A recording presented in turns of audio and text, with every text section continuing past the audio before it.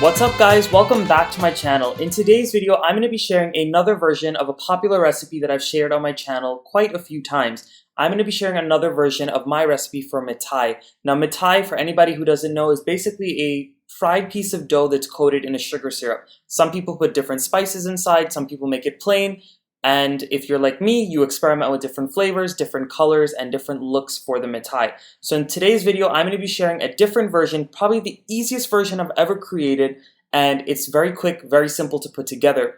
The pictures that you're seeing are some of the versions that I've made over the years. I have a cherry version on my channel, a chocolate version, I even have the colored version, a lemon version. The possibilities are endless, guys. This is a sweet that's usually made during religious services or weddings, but if you guys just want to make it for a late night snack, something to eat with your coffee or tea, then trust me, you're in luck with this video because it is a great snack as well. So many memories of putting this dish together with my family. Any type of prayer service, wedding, or anytime we're feeling for it, we put this together. So I hope you guys enjoy my video. So the first thing you want to do when making this Mithai is to go ahead and add some anise seeds into the bottom of your heavy bottom skillet. And you want to do this so this way they don't burn. You have to use a very nice heavy pot for it. And I have my pot on about a medium heat, and I'm just allowing these seeds to parch or toast until they get a very dark brown color. This is going to bring out that flavor in the anise seeds, allow that licoricey flavor of the anise seeds to come out more, give it a nice little nuttiness. So I'm going to show you guys what that looks like when we get closer, but you want to keep on stirring, you want to keep on moving it so this way it doesn't burn. Now this is what the anise seed looks like after about 6 minutes of parching away and roasting in my pot. And as you guys can see, they've taken on a much darker color than they were in the beginning.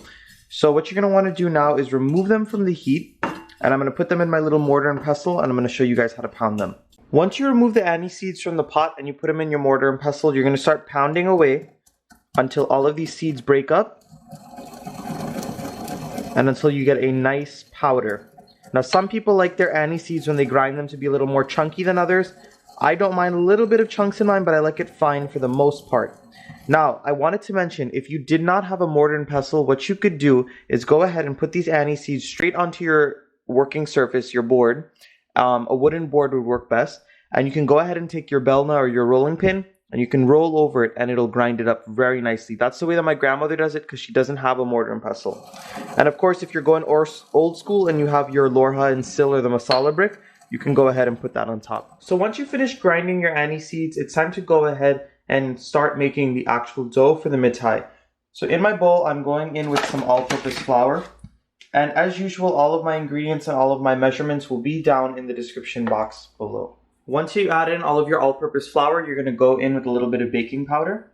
And once you add in all of that baking powder, it's time to go in with some spices. So I'm going to be going in with my cardamom. And all of these spices, you can really use as much or as little as you'd like, because I know some people do not like their Mithai to have many spices in it at all. I'm also going to be going in with some nutmeg.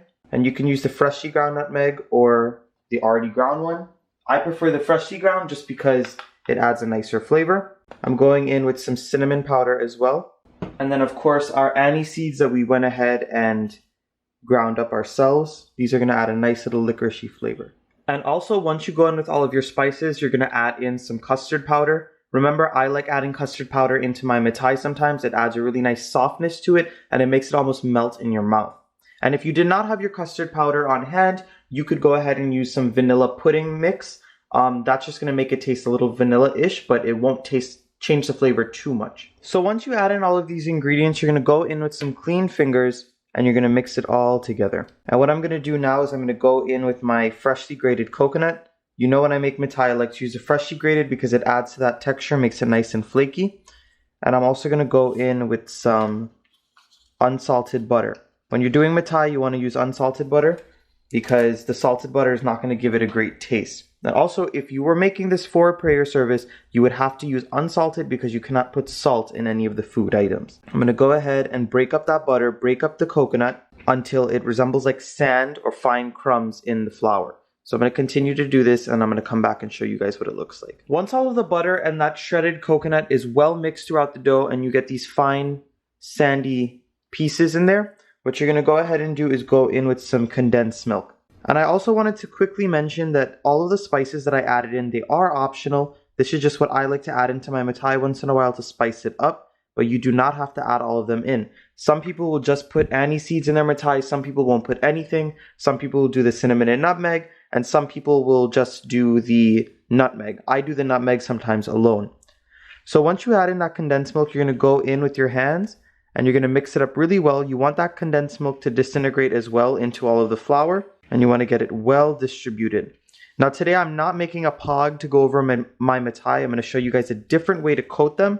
So in order for you to not have them be too undersweetened, you're going to have to sweeten the dough a little bit. That's why I'm adding the condensed milk inside of the dough.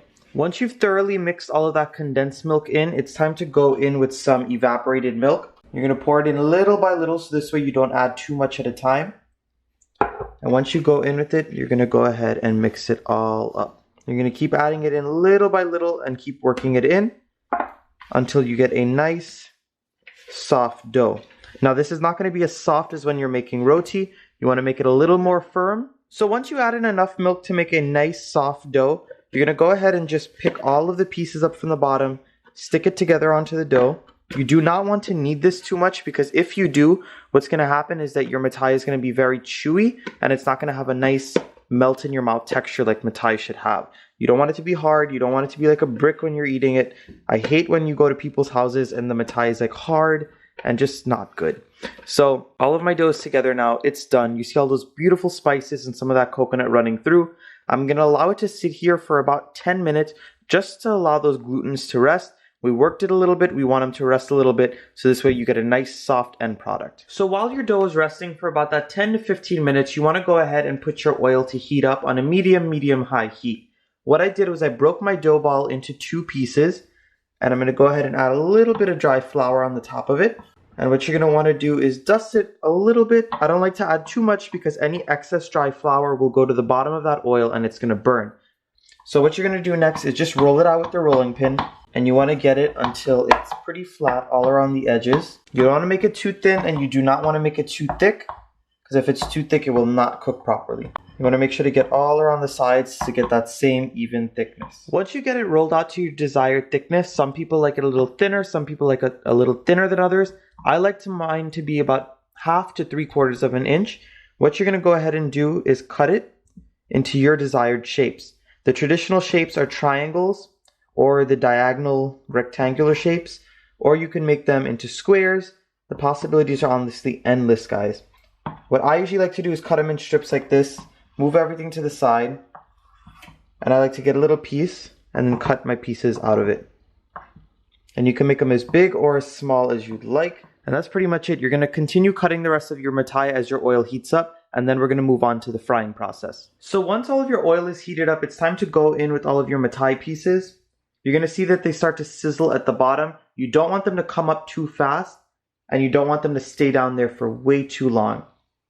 So I'm going to continue to add them in, and I'm going to show you guys what they look like as they're frying. So once you get a few pieces of that mithai in the hot oil, you're just going to keep moving them around little by little, and you're going to see that they're going to start to get little brown bits. You want to get them nice and golden brown all over on all sides. So just keep turning them around. Keep your heat on a medium-high heat. Keep it regulated. Remember, since there's condensed milk in the dough, it's going to be easier to burn because it has sugar in it. So just keep it regulated. This will take about 4 to 5 minutes to fry, and I'm going to show you guys what to do next. Once you see that the mithai has a nice golden brown color on all sides like you see here, it's time to remove them from the heat. So I'm going to go ahead, drain them off, drain that excess oil off with your spoon, and then I'm going to put them in a dish that I've lined with some paper towels so that can drain off some of that excess oil as well.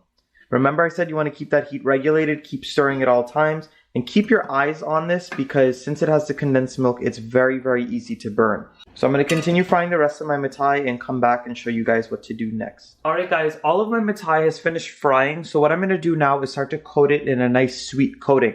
Now I told you guys I'm not making a pog today. I wanted to show you guys an even easier way to make the mithai. It'll come together much quicker. So for this, you're going to want to split the mithai batches into 2. I find it easier to do it in smaller batches than tossing it up in one big bowl, or else it tends to get very sticky. So I split my mithai pieces that were already fried into 2. And what you're going to want to do is go on with the tiniest bit of condensed milk, just to coat it a little bit. And then once you go on with that condensed milk, you're going to toss on a good amount of powdered sugar. And this is just an easier way to go ahead and coat that mithai versus you having to make a pog or make that sugar syrup. So what you're going to do is turn this up until all of that condensed milk and all of the powdered sugar is well distributed around the top of the mithai. And as you're going, you're going to want to keep putting a little bit more condensed milk, a little bit more powdered sugar until you get the desired coating that you would like on your mithai. So this is what my mithai looks like. This is the first batch after I coated it in the condensed milk and the powdered sugar. If I had to give you guys a rough estimate of how much of each ingredient I used about a tablespoon of the condensed milk, maybe a tablespoon or 2 tablespoons, and then I went on with the powdered sugar to dry it up. So I used about 3 tablespoons to a quarter of a cup. Of course, it's going to totally vary on you depending on how thick you want your coating and how much you want on there. So I'm going to go ahead, dump this out into another bowl so this way it can be served. And I'm going to take the other batch of my mithai and start to toss it up in this sweet coating too. So this way I can finish this up.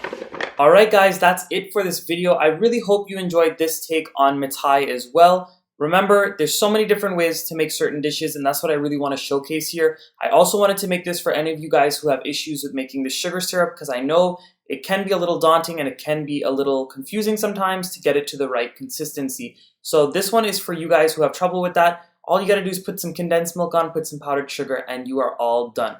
So I hope you enjoyed. Give this recipe a nice big thumbs up. Subscribe to my channel if you're not subscribed yet, and go ahead and give this recipe a try. I'll see you guys again very soon. Bye guys. Say hi everyone. Hi.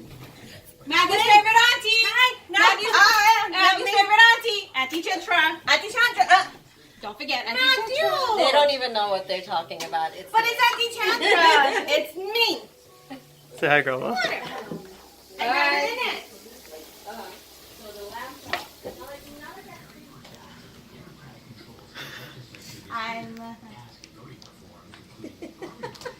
Watch this procession here. Crunchy mithai and regular mithai. Matthew finishing up his mithai.